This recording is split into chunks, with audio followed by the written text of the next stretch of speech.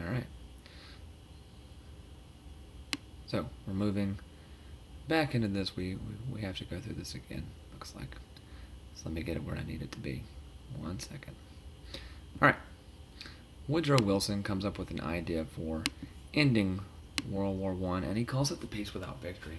And this is utterly crazy because this is like two combatants on a playing field who've been sweating and bleeding and saying, okay, everyone wins, everyone gets a trophy, everyone go home. Of course, the coaches, the players, and everybody doesn't like this. And the United States doesn't like this. And so this is ultimately why they have a point with this 14 points. Now, the general mentality, and it makes sense here. Now you have to follow this. He's basically saying if you have peace, what will happen is you're going to have a loser. And if you have a loser, you're going to want the loser to do something to make up for it. And if you do that, it leads to bigger problems. He maybe is predicting World War II and Adolf Hitler here. Very possible. But kind of wise nonetheless. Now, Germany loved the 14 points because it gave them a chance to get out. They could maybe regroup. No one's going to be blamed for this, and we can move on.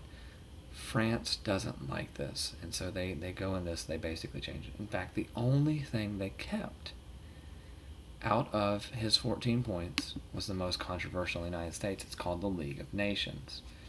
Now, the League of Nations basically says we're going to have a governing body of countries to solve any disputes, to prevent any future occurrences of war.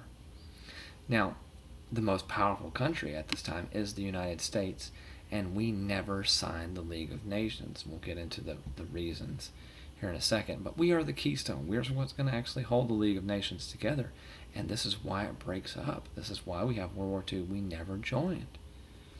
So, we never joined because we were afraid of foreign nations and European and entanglement, right, by other countries pulling us into something. In this country, the Senate is the one who declares war, and basically our hands are tied under this League of Nations contract. There's a little article, and we'll get into it in the next section, that said we're obligated to go and help. And so that bothered us to an extent, all right? Now, the two groups who are fighting this, there are reservationists and there are irreconcilables. Now, a reservationist means they have a small problem with it. They want to make a revision. If you revise your English paper, you're going to stop it and correct the things that are there to make it better, okay? So these people said, Wilson, you got something here, but make these little changes. Ironically enough, there were 14. We'll get into that later on. Henry Cabot Lodge just maybe didn't like Wilson, and so we went with that. Now, the other group in the Senate, irreconcilables. Now, I used the example here of the picture being broken up. 50% of marriages now end in divorce. And one of the biggest factors, of course, would be irreconcilable differences. That basically means can't be fixed.